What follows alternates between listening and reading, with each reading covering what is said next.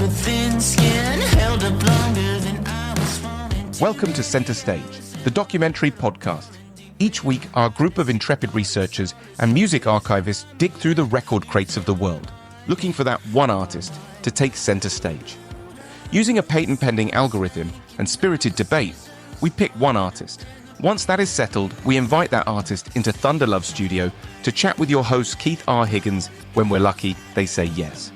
Our mission with Center Stage is simple: to make sure the recorded work of artists remains, or in some cases lands on, the cultural radar. We invite you to sit back and relax. Thank you for joining us.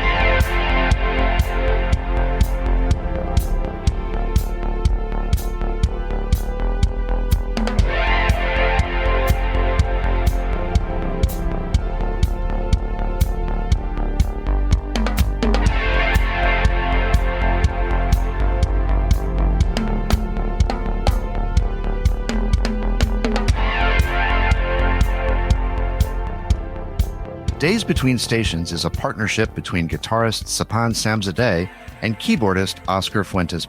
Whether you call it art rock or post-progressive, over the course of 3 albums, the duo has created a sound that is uniquely their own.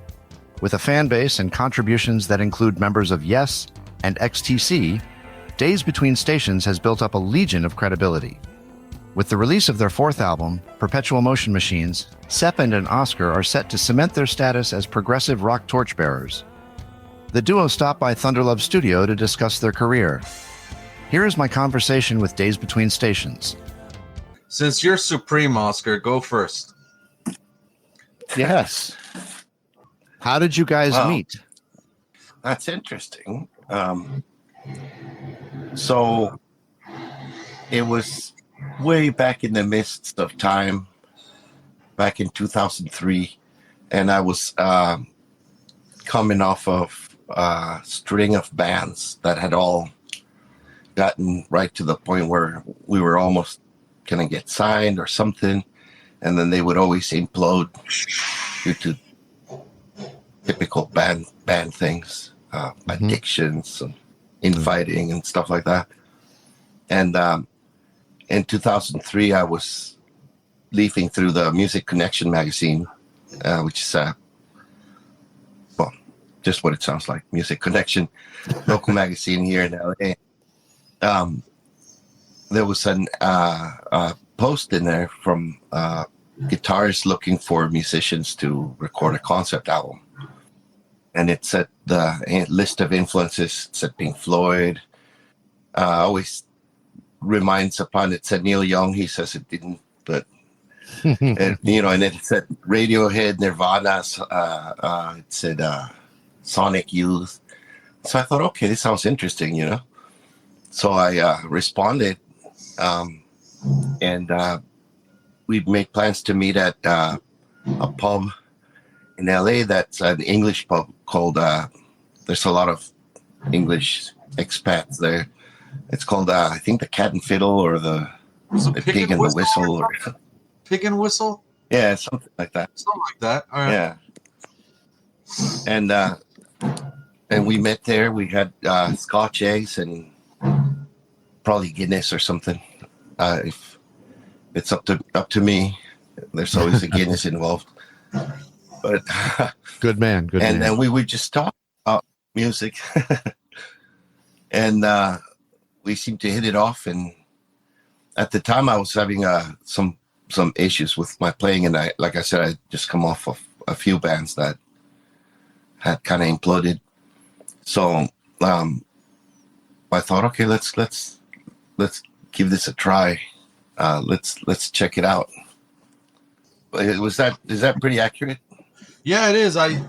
I remember I was waiting for you outside the pub, and I think you were like 30, 40 minutes late because you lived like, what, 2 hours from there, right? And I was about to I was about to walk, and I decided to stay another 5 minutes. And it's just, it's amazing how that. Well, everything you got to add 45 minutes. Yeah. And he was the only one that responded to my ad. Oh, wow. Yeah. Interesting. Now, the name of the group is based on the American writer Steve Erickson's debut novel, Days Between Stations. Help us connect the dots between the band and the novel. Are you guys Steve Erickson fans? Is that how that came to be? I'm a huge fan.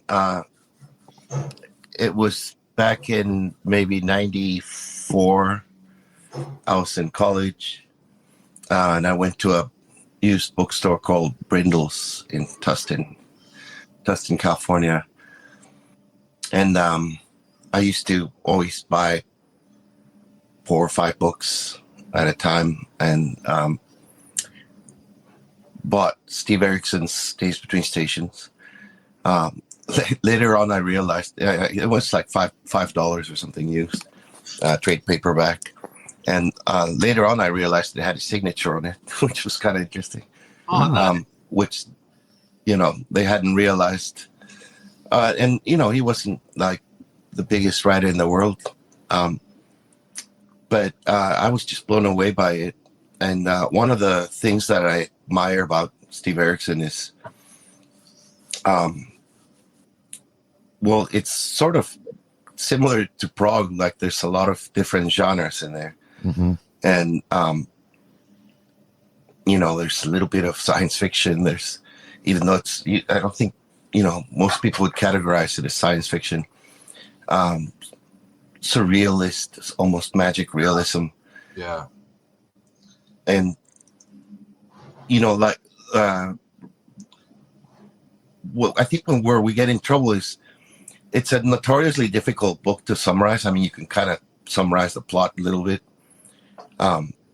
But recently I've been reading a writer called Ian McGilchrist, who wrote, what was the first book he wrote? Well, he's famous for The Master and His Emissary and The Matter with Things. But he also wrote one, I think it was called Against Criticism. And I studied literature in college. And so I can come at things from that more analytical left hemisphere view. But I think it's sort of a mistake in a ways, in ways to try to put a neat bow on everything and summarize plots and so on. So whenever people ask me, well, what's it about? I'm like, you just got to read it. I mean, it's what it's about. It's the experience, what it is, Yeah. And have you read it? Told me this stuff. So I bought the book, and at the first read, I was like, what the hell is this? Yeah. That was my reaction when I tried to read Steve Erickson. Yeah. And then I went at it again. I had to take a break because it offended me in a sense that, my ego couldn't handle not understanding. Then I was like, why don't you just enjoy a page or two at a time? And that's what I did. And I was like, oh, I'm reading Dali, But the word was very powerful because that we chose the name for the band before I read the book. Okay. And I took it as a existential thing where you're always in transformation, right? And it's like you get to something, a post in your life, and you realize that it's fleeting, and then you're journeying to another part of your life, and you're always traveling. That's the vibe it gave me. Okay.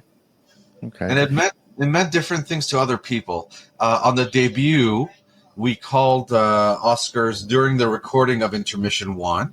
We called Oscar's wife, and she woke up from a nap, and right away I just kind of said, "What do you think this name means?" And she was a little bit, obviously she woke up and she said her own interpretation, and it's on the record. It's beautiful.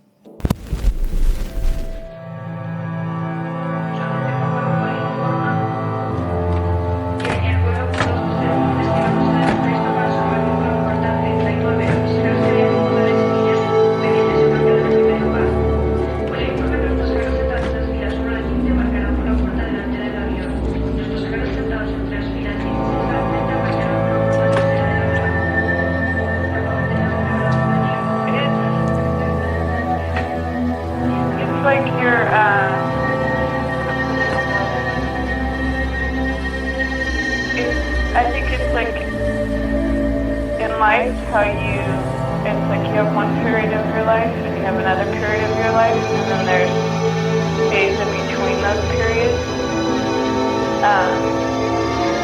It's like you're going through that journey to that next period.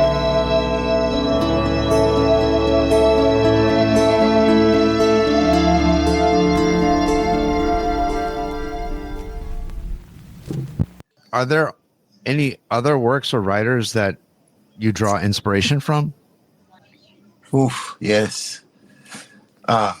For myself, I read a lot of philosophy, and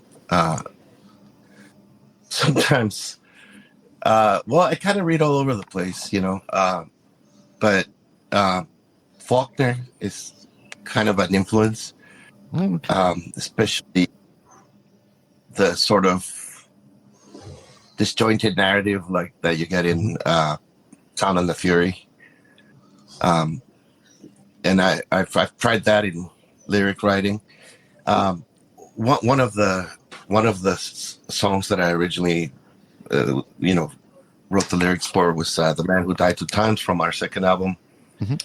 And that one was based on a Mexican folk tale. I had a book of Mexican horror folk tales, and it was about a guy meeting his own ghost, which I thought just that concept, just that idea alone is super interesting. Of course, a lot of these sort of complicated ideas, once I bring it to the band, in that case it was Sepand and Billy Sherwood who helped us co-write the lyrics for that. And he was going to be singing it, so he's like, I got to be able to sing this, and got to be able to kind of own it, And so a lot of the kind of complicated concepts kind of get simplified a bit for lyric writing. But no, I would say I really like Jonathan Carroll. It's another writer I like. Faulkner for sure. Mm-hmm. And I do like the magic realists, Carlos Fuentes, Gabriel Garcia Marquez.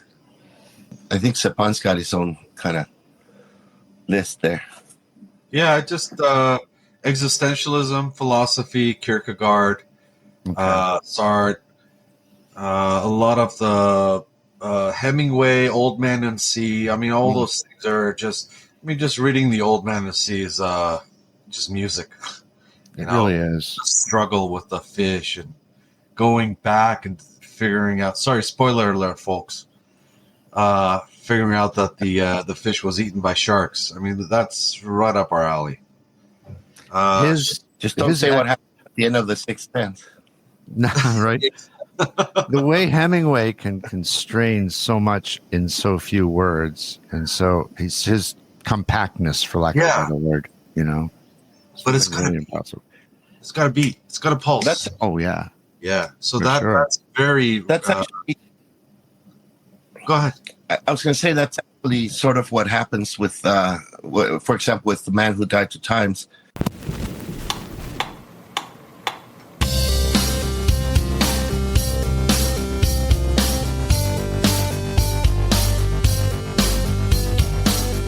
Black suit, black tie, falling over the edge.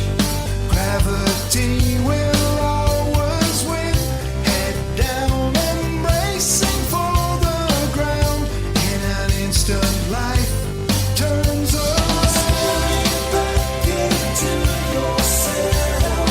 Drifting hello and goodbye. Living tonight's yours and mine. Drifting hello and goodbye. The man who died two times. The man who died two times. Face down on track, trains rounding the bend, waiting to. We would have sessions sort of campfire sessions at the studio, talking about the meaning of it. And, I'd be going into quantum physics and, metaphysics and stuff. And I think Hemingway's iceberg principle sort of applies, where you're only showing 10%. Yeah. And the rest is submerged, And I think that gives you a little depth. Interesting. Yeah. Interesting. Yeah, Hemingway's a big one also for me. Now, in my research, I've read that your music has been described as progressive, post-progressive, instrumental, post-rock, ambient, etc.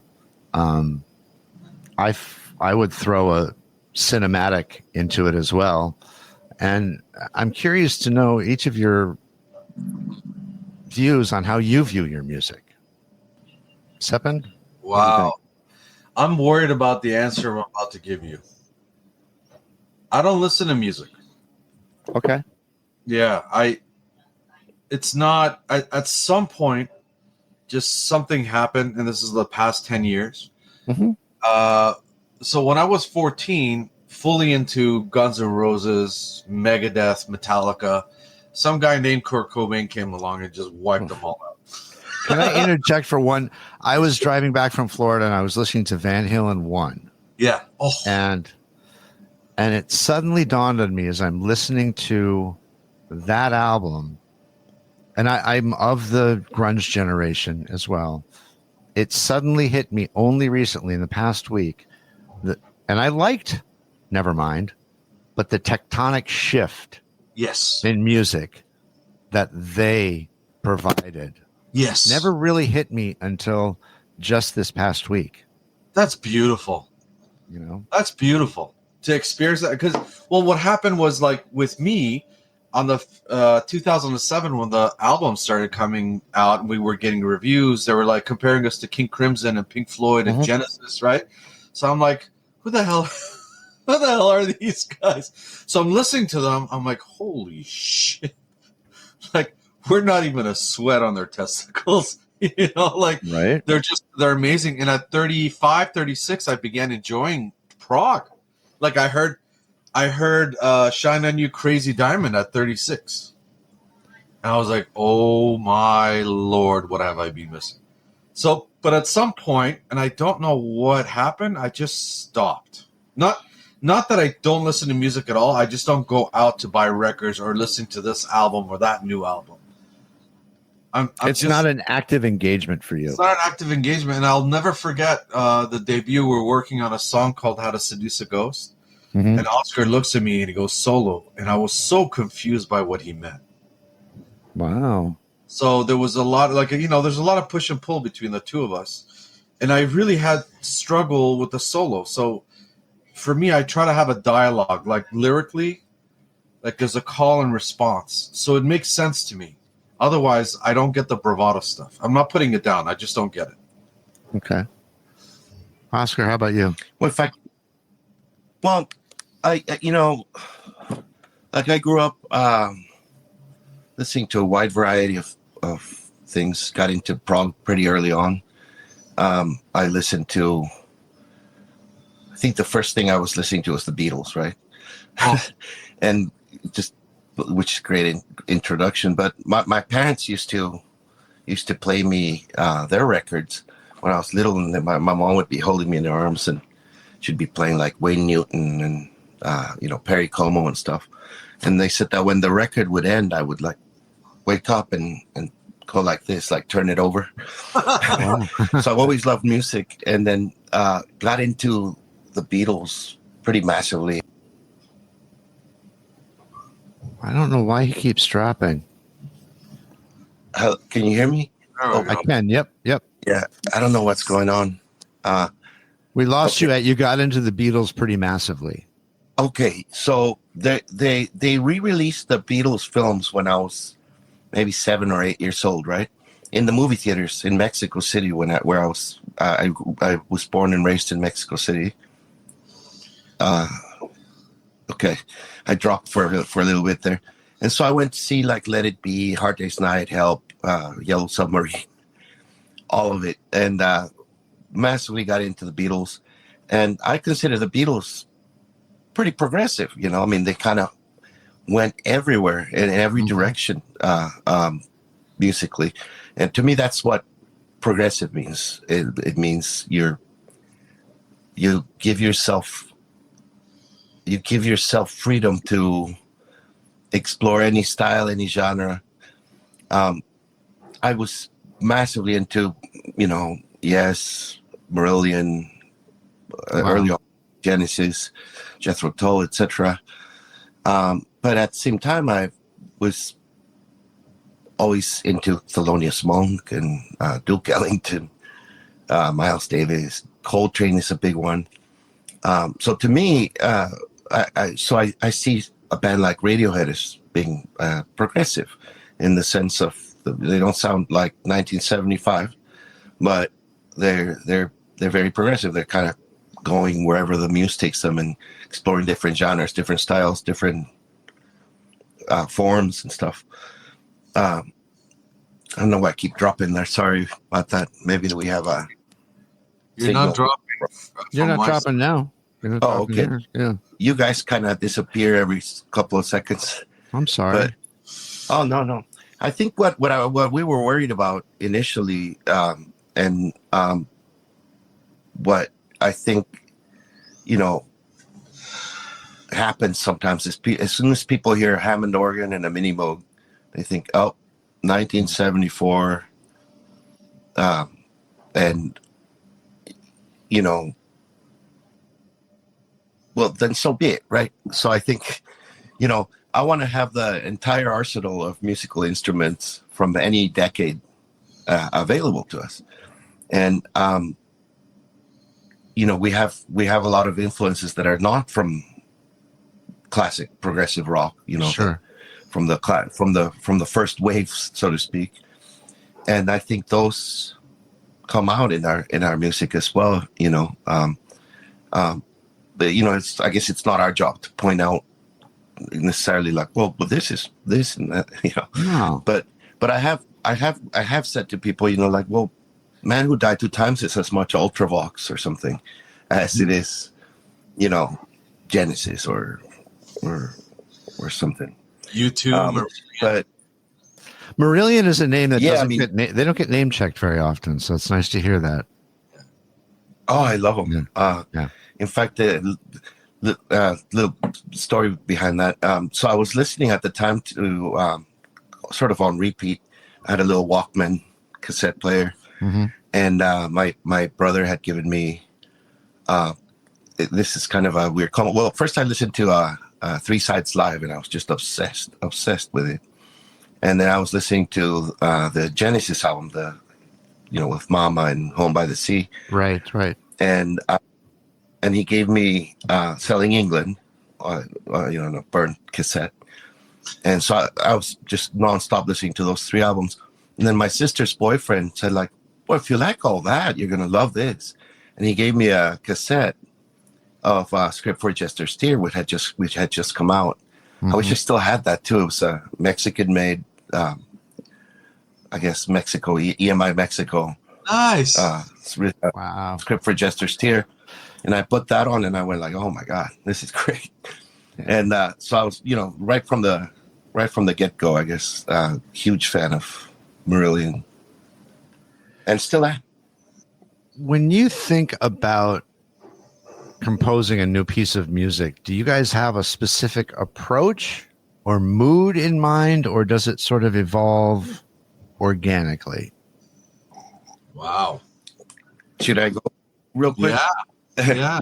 I think we have different approaches, which is I tend to just kind of play and see where it leads. And sometimes I have like a scale in mind, or I like dissonance a lot. So, I'll go like, okay, this, little riff or progression that I came up with seems to be playing with the Lydian thing, or we did one thing with a Hungarian scale that we still have to go back to. But whereas I think Sepand a lot of times like imagines things, so he works kind of conceptually first sometimes, and stop me if I'm wrong, but so on the first album in particular, like I would have maybe a pre-existing piece, and Sepand would go like, maybe we could do this and that, and then I would go like, dude, you're crazy. Those styles don't match. and then they're like, okay, challenge accepted, kind of thing, you know. So I think that would be like, I would say for myself, I'm more a sit down and play guy, you know, organically. But what do you think, Sepand? No, I agree with you. I don't think we have a set formula. It's kind of how we're feeling, and you nailed it, Keith. We're very cinematic. Yeah. And that's really important. So, you know, I look at, for example, Requiem for the Living, which was the first song on the debut, and that's the one Oscar was talking about when he said, "Are you crazy?"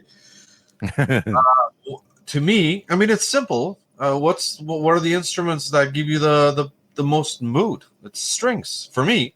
Mm-hmm. Let's do strings. And then, so, you know, we don't really put caps on stuff. We really like to explore. And I find, because, like, you know, I love pop songs, right? Mm-hmm. And let's see, you know, Jenny Was a Friend of Mine by the Killers. You know, I'll play that every day for a month, and it's gone forever. So I try to look for companionship as much as possible. And, you know, like Pink Floyd, The Wall, I mean, that's still with me to this age. And it changes every time. So I kind of like to keep things in different layers.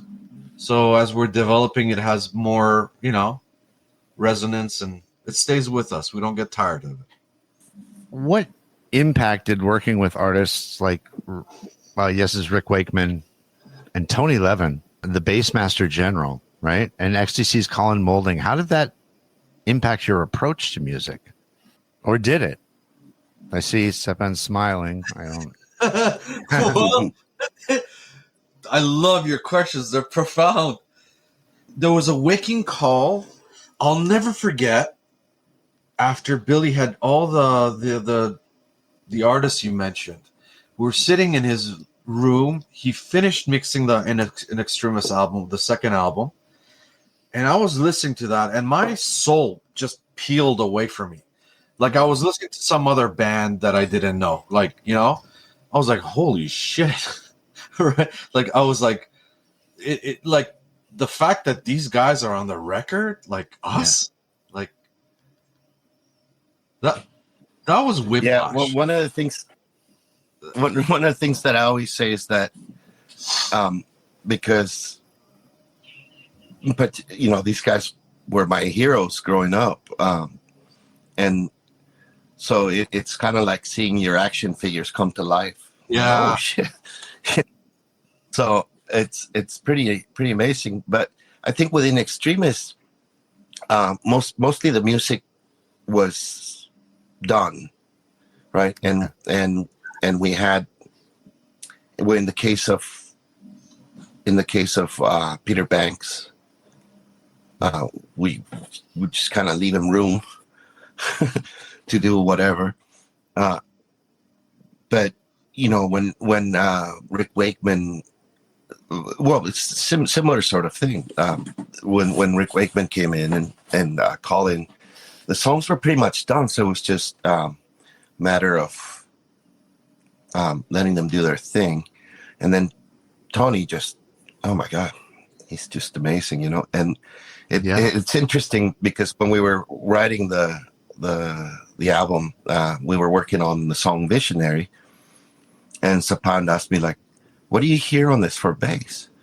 And I go, well, I hear Tony Levin on stick. You know, just throwing it out there, you know, right. It's not going to happen. How could that happen?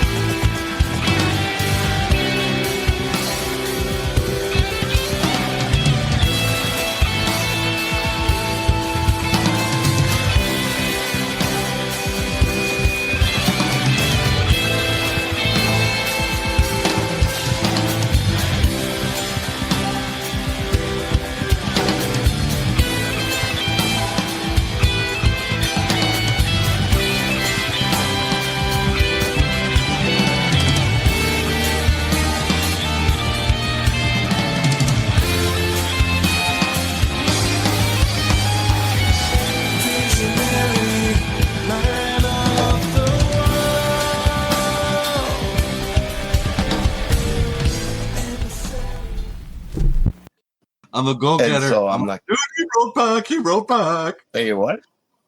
I said, I remember calling, he wrote back. Yeah, I do that every artist I pitch. It's like, well, there are 3 scenarios. They say yes, they ignore me, or they say no. And if you didn't contact them, you already failed. Correct. Right? 100% correct. So this thing about, I don't know about releasing my work, I'm worried about this or that, you've already failed. Just release it. Do the best you can. Keith, if I may, I've never talked about this.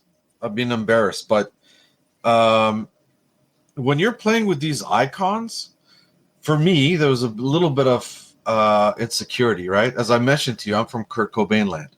So now I got the Cape Crusader. I got right. I got Peter Banks, who farts out notes like it's nothing, right? I mean, that guy was awake on a boat. I mean, that early Yes stuff. Holy crap, right? Yeah. So I practiced like 9 hours a day. Wow. And this is something I've never talked about. But my fear of underperforming and letting them down was overwhelming. And I practiced so much, and I try to be so much of a shredder that I kind of defied who I am. Interesting. So I started getting away a little bit from actually feeling a little bit not connected to the music, my own music with Oscar. Interesting. Yeah. So kind of like, and that proceeded through Giants, the 3rd album. Mm-hmm. And it was until this album, Oscar just sent me a song called Being, which Durga McBroom is on. Yep. And he, not that he left it on purpose, but he left a 2.5 minute space, right? And I challenged myself and I said, look, no shredding. How do you keep someone entertained for 2.5 minutes? And I playing a solo. And I really, really struggled to get back to myself and not to be ashamed of it. I don't play fast. What do they call them? Slow hands. Right? And when you look at like masters like Gilmore, I mean, my God, that guy holds your attention, gives you just butterflies when he plays. Yeah. So were you able to find yourself again? Slowly, yeah. Good. Yeah, and I'm speaking up. I'm like, it's not everything needs a solo. Like a solo needs to be, to me, like have a purpose, right? Right. What are we trying to say here? Right. Yeah. Which leads us to the new record, Perpetual Motion Machines, which comes out November 29th. Now, are you guys trying to capitalize on Black Friday? Yeah. That's what it was. We did. Then we realized people are going to be the manufacturing is going to be delayed. So now we're in December. So that plan got screwed up. Okay. we wanted to have a mad scramble, people like climbing over each other to get the record. Walmart at 4 At a.m. Walmart. And now for something completely different. As far as being, initially we were trying to sort of work with Jean Paul's, he has sort of haiku type poetry. That's very, I don't know, I would say he's probably in the non-duality space a bit. It's a bit Alan Watts.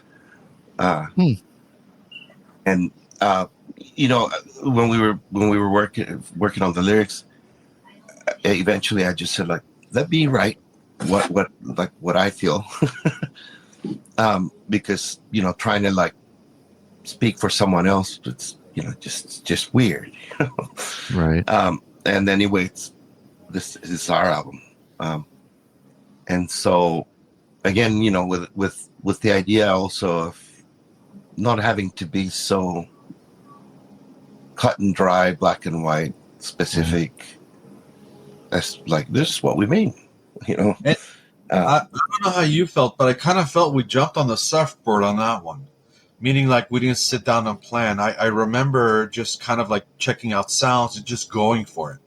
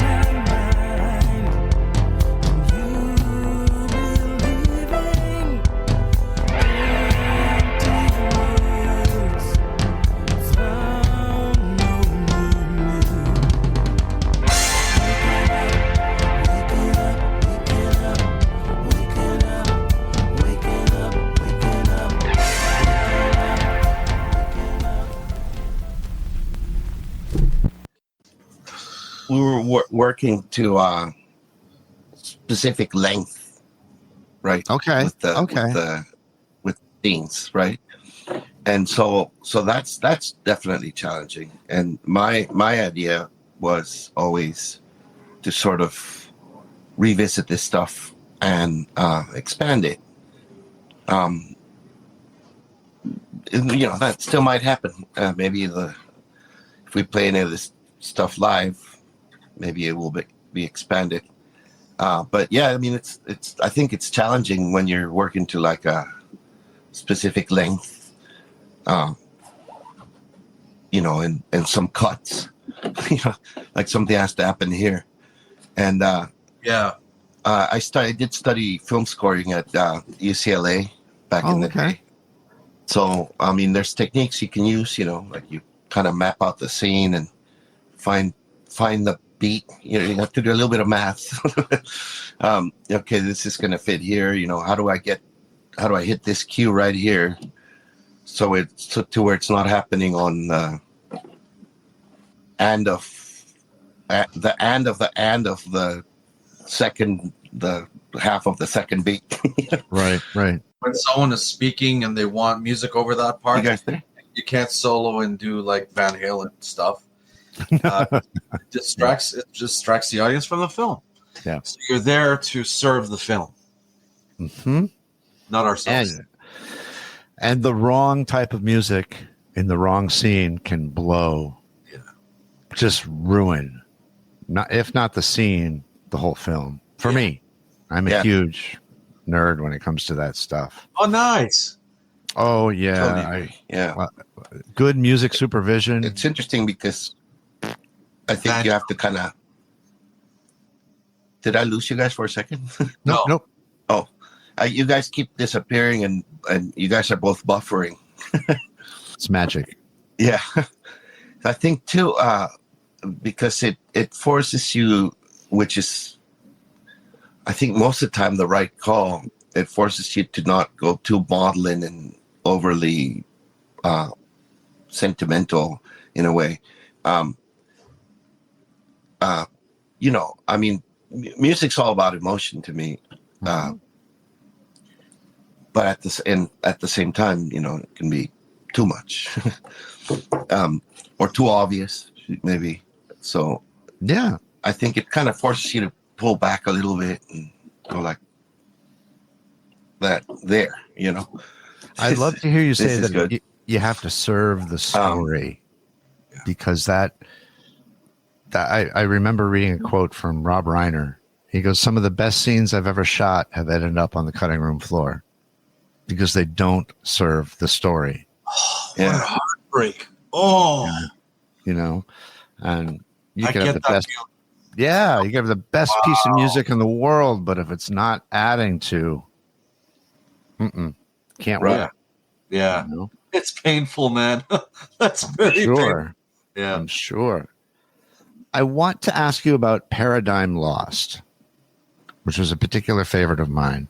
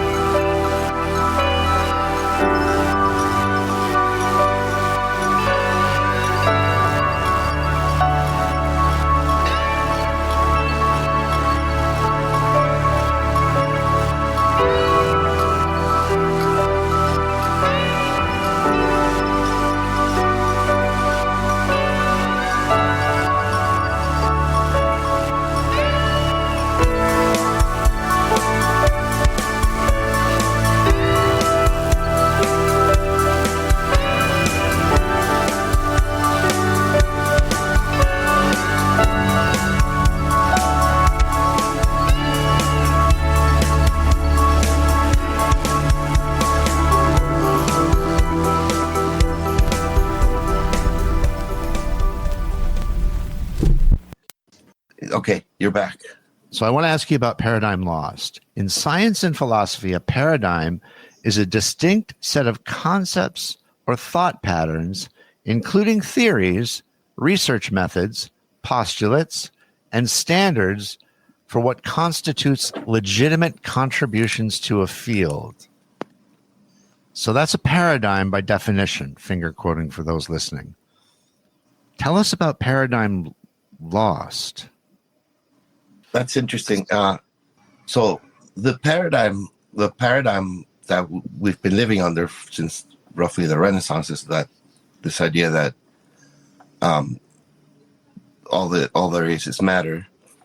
And while I'm very analytical myself, and I've never been very religious, we were talking about that the paradigm that reduces people to what's called an epiphenomenon, or like an illusory sort of reduces consciousness to an illusion. Mm-hmm. Well, first of all, I don't think that works for an artist generally. I think an artist generally wants to have more of an enchanted view of reality, maybe. But just the paradigm in this case was this idea that when you look at what existence is, like obviously we're experiencing something, and so to deny that, which not materialism generally, but eliminative materialism kind of does eliminate consciousness in a way, or experience as an epiphenomenon, to where, as like Richard Dawkins said, we're just lumbering meat robots. Oh, Jesus. Right? I'll stop it. You're turning me on. And it's just a very sort of harsh view. And I'm not gonna, I'm not a philosopher, I'm not a scientist, so I feel a little bit uncomfortable talking about it. But Sure. The paradigm that a lot of people seem to feel will be overthrown is that of, and I'm not saying in favor of idealism or in favor of panpsychism or anything like that, but it's the idea that you can just kind of tuck consciousness away, which is, after all, that's the thing through which we know anything is. And so a lot of people have been saying that, there's maybe something else coming down the pike, some other view of consciousness. And that would be the paradigm that would be kind of overthrown. Interesting. I remember when you came up with and the title. I think I probably stepped out of my lane a lot. No lanes. No. We when we first came up with that title, Oscar, it was kind of a pun off of Paradise Lost by Milton. I knew it. So what sometimes Oscar and I, it's like a marriage. It's like we may come from different angles, but we have the same goal. And for me, it was like a return. The paradigm's a return back to yourself. Okay. In the 20, and I was talking to you earlier about this, Keith, about world domination and the feeling we had in the 20s. Yeah. And here I am at 45 at that time. I'm 49 now. And it's like, okay, all that glitz and glam didn't do anything for me spiritually. What do I need to do? And Jean Paul's work is so naked and connected to the earth. And the desert, which is all the pictures are all in the desert. That's like the worst kind of death or nature you want to be in. Right. Like, how do you grow life from that? And yet there is, right?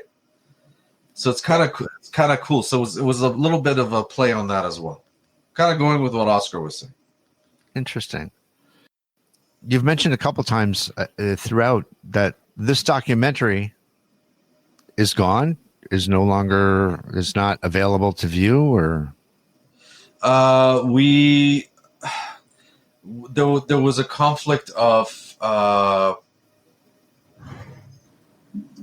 what we had envisioned, and we kind of decided to kind of put this project together with new producers.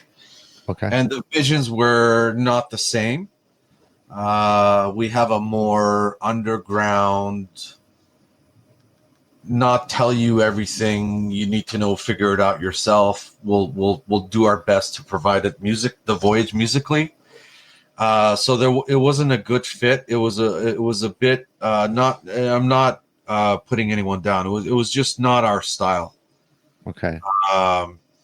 So we decided to just kind of go on our own path, and they released the movie last year, I think. Okay. And it was 23 minutes long. And when that happened, Oscar said, "Why don't we make a proper album?" If I remember the quotation properly. We took some of the songs that, like you said, they're just kind of seeds, and we expanded them, like Being. That's the last song on the album. Yes, which features the Pink Floyd backup singer. Yes, Durga. Tell us about how did you meet Durga? Our manager is friends with her, and it was a warm introduction. And she was on Giants with the title track "Witness the End of the World."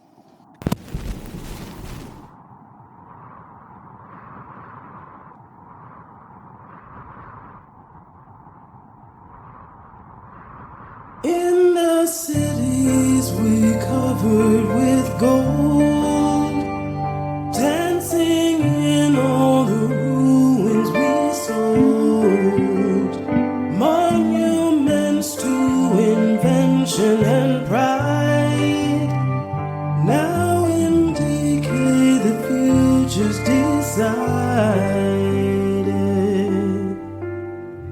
in memory of the dreams that were lost, our footprints etched in dust, traveling down an uncertain path, our empires covered in rust.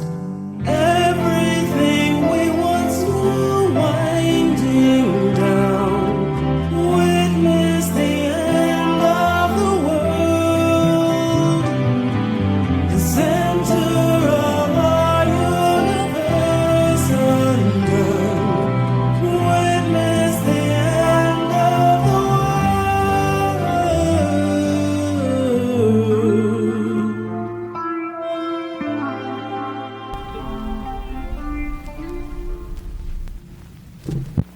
Can I be a little kid and share something with you? Absolutely. Here's this guy who's like so we have a live album coming out hopefully next year, and Durga, Billy Sherwood's on it, Paul's on the video. We got a bassist and drummer together, and we put a show, I think 7, 8 songs, I can't remember. And we took something like that. So I want to say 7. So we took like Spark, which is off the Giants album, a portion of it, and we did Either Or from the debut. So we did this medley, right? So here comes Durga. And my only experience is music class in high school, right? Playing live with people. So here comes Durga.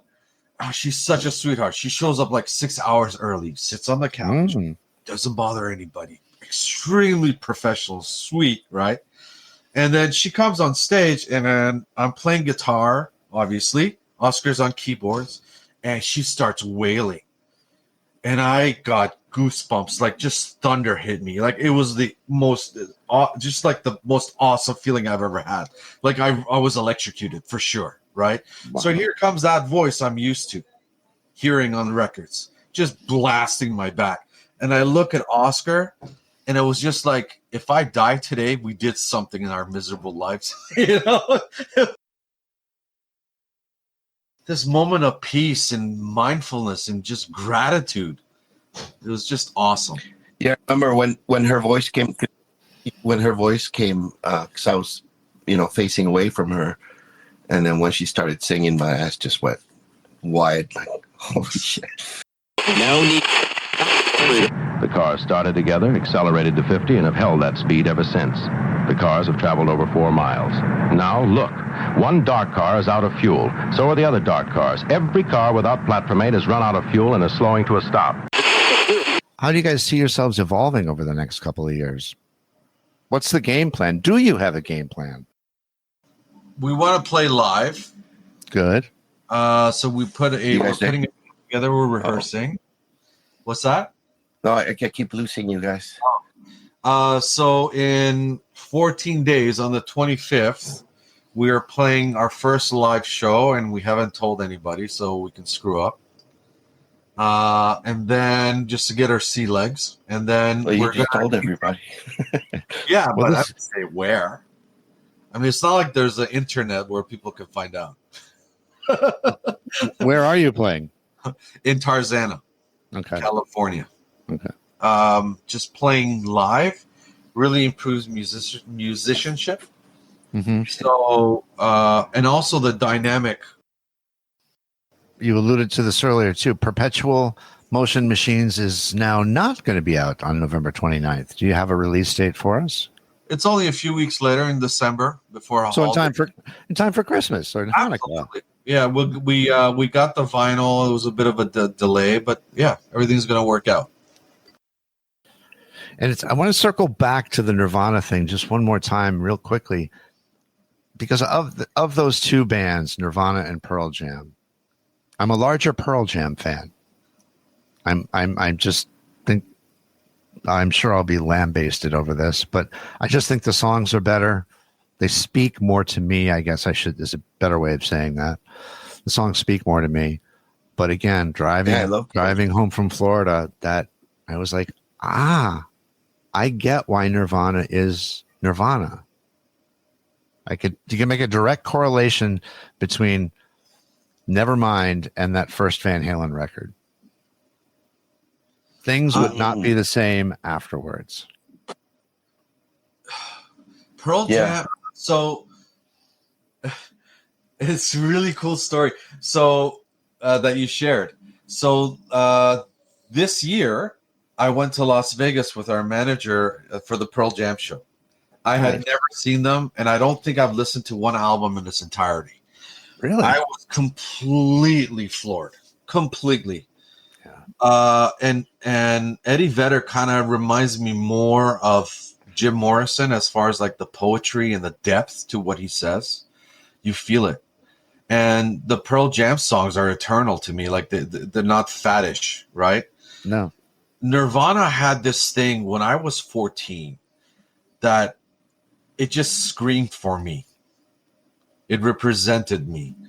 It was kind of like poetic in the sense that he did and said whatever he wanted. Like Eddie Vedder's are stories, it's philosophy, it's poetry. You know, with Kurt, it was just like one line. And then another line that had nothing to do with the rest of this, like Lithium or, you know. But there was this attitude and anger, and I loved it. And with the teenage hormones raging at that time, it jived. Yeah, for sure. Yeah. No quarrel from me. Gentlemen, we are right at an hour. So what I'm going to do is say our goodbyes, and then I'm going to hit end recording and ask you to sit tight for just a second so I can upload everything. You got it. Okay. That'll be a clever little part that I cut out. So Sepand, Oscar, I want to thank you guys for coming on and sharing your story. And I look forward to seeing you on the East Coast someday. Yes, sir. Well, we look forward to it for sure. That's going to be a goal. All right, guys. Thanks so much. Thank you. Thank you so much. Many thanks to Sepand and Oscar for their time. Extra thanks to Anne Layton for making it happen. This episode of Centre Stage was written and produced by Keith R. Higgins. The show was recorded at Thunderlove Studio, where it was engineered by Daphne Morris, with help from Penetration, edited by Vic Titball, with help from Clem Fandango. Our theme song is Cynical by Jaguar on Mars. You can stream Jaguar on Mars wherever you stream your favorite music. The songs you heard during this podcast were Being, Intermission 1, The Man Who Died 2 Times, Visionary, Paradigm Lost, and lastly, Witness the End of the World. You can stream Days Between Stations wherever you stream your favorite music. original music by Mike Pellegrino. Please remember to support independent artists. If you like what you've heard, please remember to subscribe and leave us a rating. It helps other people find the podcast. Thanks for listening. Grazie. Bailey Leaf, Rob Janicki, Mike Pellegrino, Farina Vella, S.W. Loudon, Michael Janicki, Peyton Janicki. This show's executive producer is Lulu McGillicuddy and is in the loving memory of Lucas Thunderlow.